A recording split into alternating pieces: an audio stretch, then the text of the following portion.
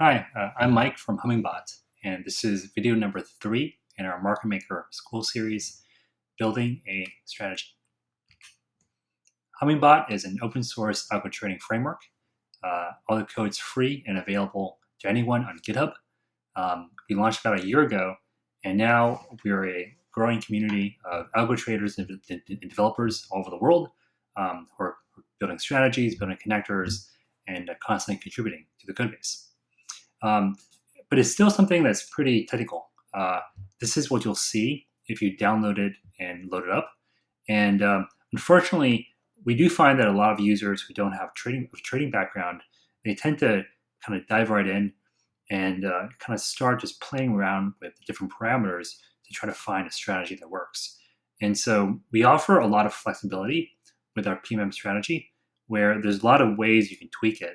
And unfortunately, I think what a lot of people do, which is very natural, is they kind of approach it like an optimization problem, and they'll just kind of like toggle all the parameters to different values, run the bot, and see how it performs, and then kind of like iterate and try to find a strategy that works. Now, I think that can work, but it may take you a lot of time and capital to get there.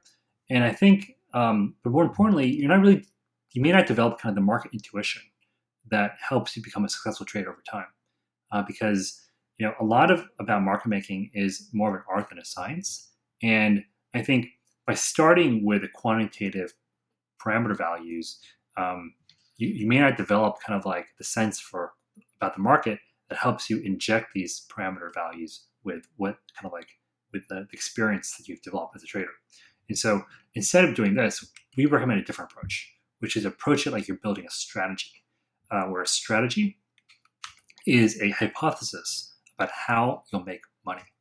So for example, let's say you've observed a certain set of conditions in the market. You believe that if you set your market making bot a certain way, you'll capitalize on those conditions. So you do so, and then you run the bot for, let's say, a day or two. Then you go back, you look at your performance, and you see kind of like, did it actually pan out the way I thought? Or did I get lucky? Or did I just get unlucky and lose?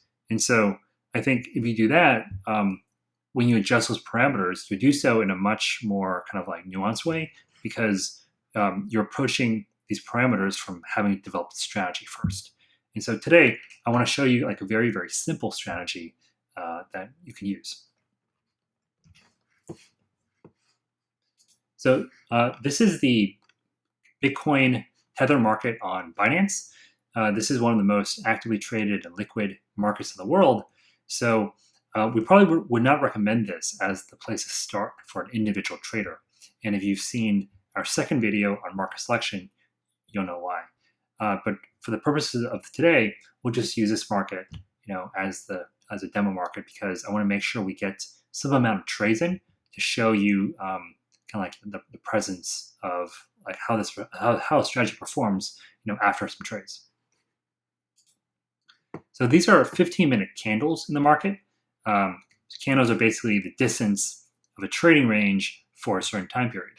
And so, and what we're going to do is try to find the right spreads to put on our bot, because spreads are the most important kind of factor. The wider the spread, the less often you trade, but the more money you'll make on each trade. The tighter the spread, the more often you'll trade, but the less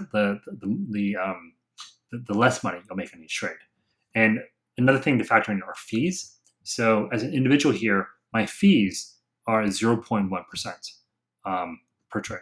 So it doesn't really make sense for me to set lower than 0.1% spread on that much on trades.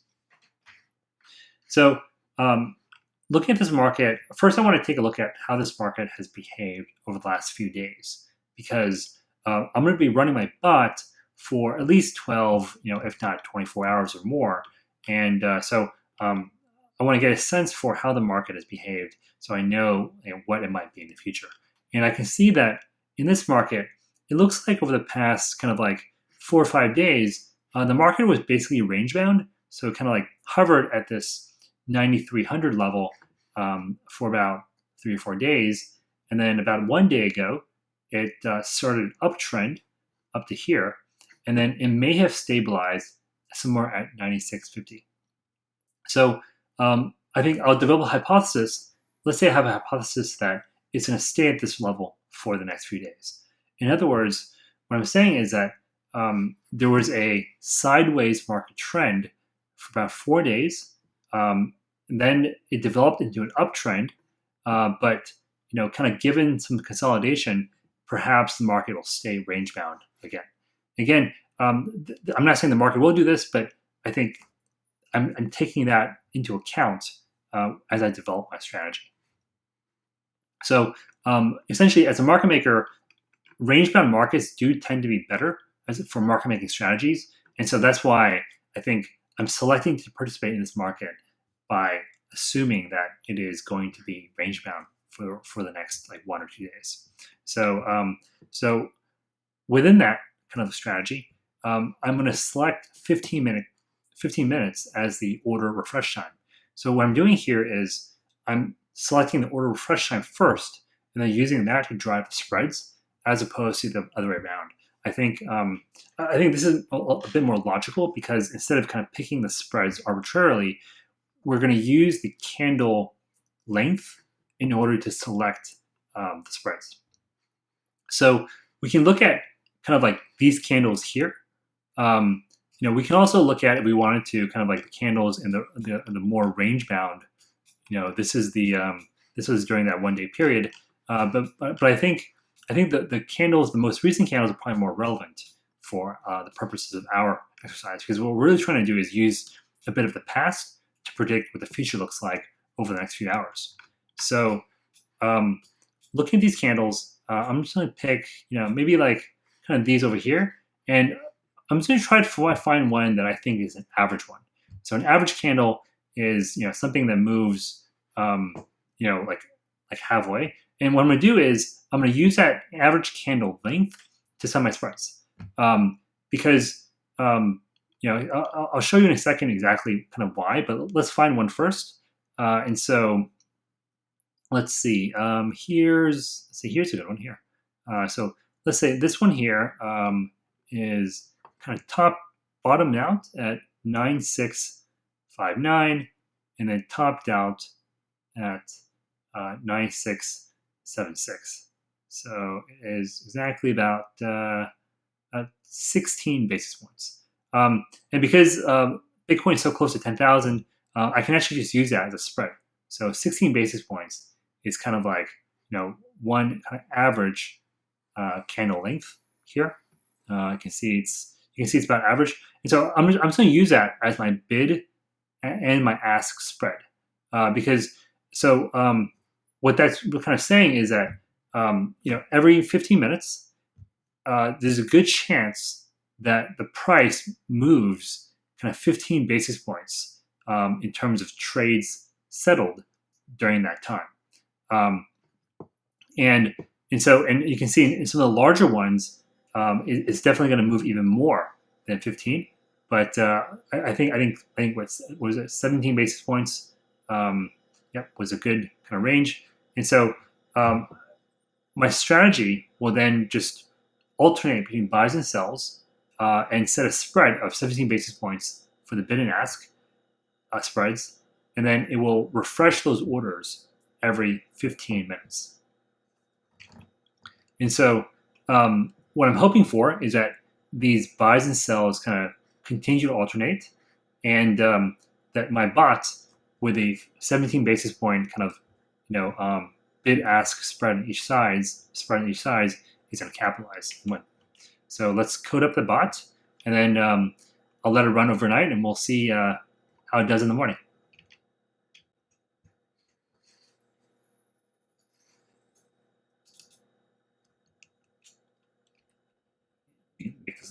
Blow this up, you guys can see what's going on. I installed Hummingbot from source, so I'm loading it this way. But if you've installed either Windows, Mac, or Docker, this will look a little bit different.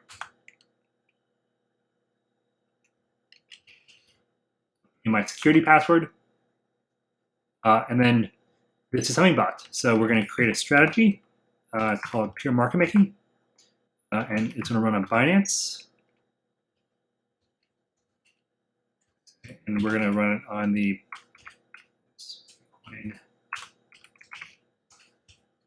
USDT pair, and then we said we're going to do 17 basis points on each side of the mid price, and we're going to cancel these orders every 15 times 60 or 900 seconds. And I'm going to use the absolute minimum amount of Bitcoin here because I have a very small amount of Bitcoin, about $80 worth, and $80 of Tether in this account. So I'm basically using a very small amount of currency in order to kind of like test out this bot. I think this is a good thing to, we would always recommend that users start with a small amount if you're going to do live trading before you use large amounts of capital.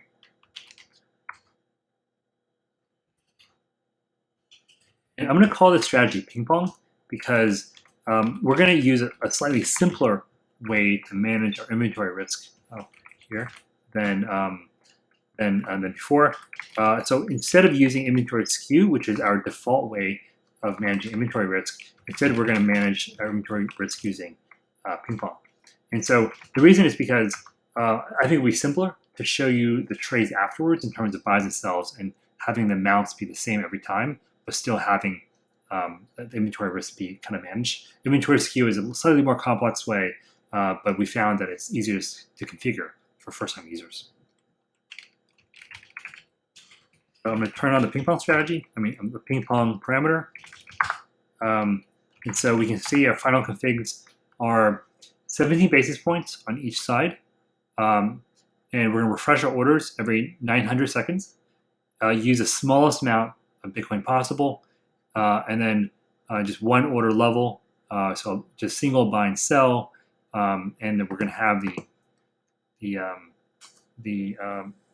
ping pong parameter enabled. So with that, let's start our bot.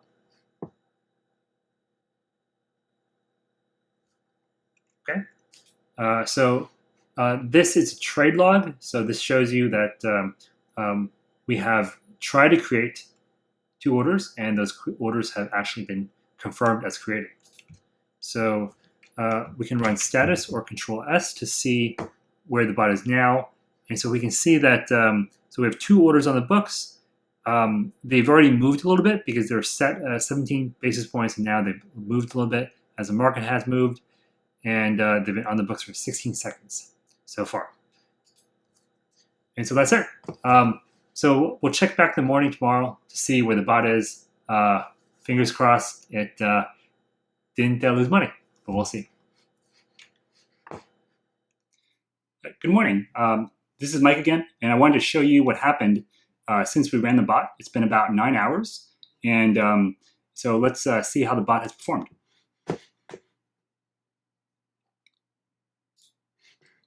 Oops. So this is where we were last night. We started running the bot, and it looks like so we have done a few trades. So these are the list of the trades the bot has performed in the past 9 hours, and as expected, it did alternate between buys and sells. So buy, sell, buy, sell. In this case, there are 2 sells because the first order was a partial fill, and the second order completely filled. But other than that, it did alternate buys and sells. And just by scanning the numbers here, it did seem like the buys were at a lower price than kind of like the sell orders that were kind of close to them. However, if you run the history command, when I run the history command, we did actually end up losing a bit of money last night. So we did 13 trades. The inventory, it looks like we did actually increase the amount of USDT by a little bit. But the overall return was negative 20 cents or minus 0.12%. So this wasn't surprising given how competitive and active the Bitcoin Tether market is.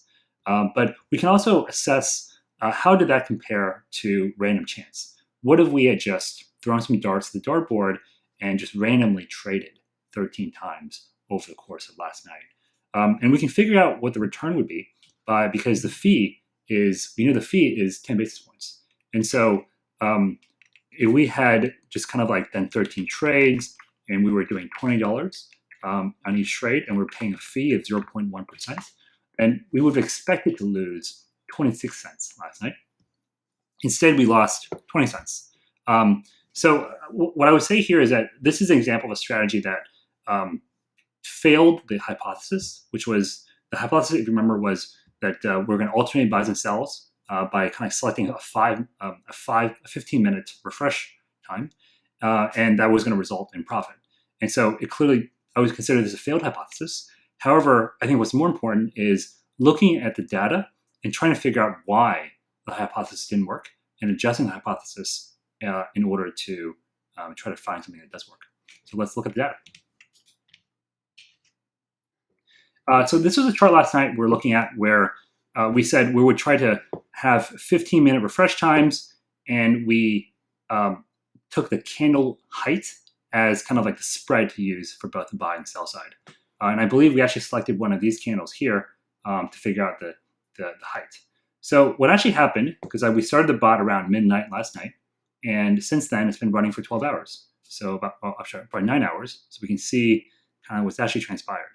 So so immediately we can see that, so this is kind of like, basically we're using kind of these candles here in order to set up our bot. And kind of starting from this point onwards, this is a real trading activity.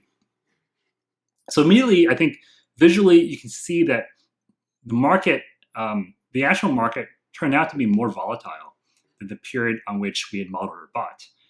And this is probably the main reason why the strategy did not make money. Because, what happened was the bot, it wanted to try to pick off the ends here to try to like, sell here, buy here, sell here, buy here, like that. But because the market was more volatile, it bought and sold more than it should have. And it did so at kind of like higher prices. So instead of kind of like taking the tops and bottoms of these candles, it basically followed it all the way down and then up again. So this is an indication that the 15-minute resolution that I had and like the spreads were too tight for the overall market. And so the next thing that I would try here is probably to increase the order refresh time to 30 minutes, try to figure out how high the spread is, and then continue on. So let's do that right now. Okay, so these are 30-minute candles. And so what I'm going to try to do is to try to figure out an appropriate candle height and use that as a spread and just simply widen my spreads out a little bit. So let's take an arbitrary candle again. Let's pick this one. So this one here is see it's gone from 78 to 21. So that's about 43 basis points, so 30 minutes. So essentially, we're going to adjust our bot so that it has an order refresh time from 15 to 30 minutes, and then we're also going to change the spreads from 17 basis points to 43 basis points. Actually, more. This one, right? Yeah, 21. Yep. Yeah, about 42 basis points. Okay. So in Hummingbot, you can stop the bot. Note that when you stop the bot, it keeps the prior history. And so I can just, and I just want to change a few things. So I can say config bid spread 22. Then I can also configure the at spread to be 22. Wait, I'm sorry, that was 42, not 22. You can also do this if you want. And then we're going to configure our order refresh time to be a minute. So let me do that. So it to be 30 minutes times 60 or 1800.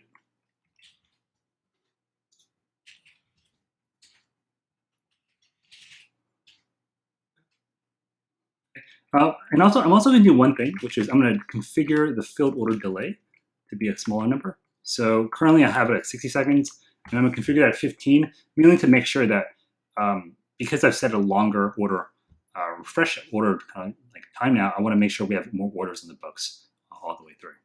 So, and that's it. I'm going to start the bot again.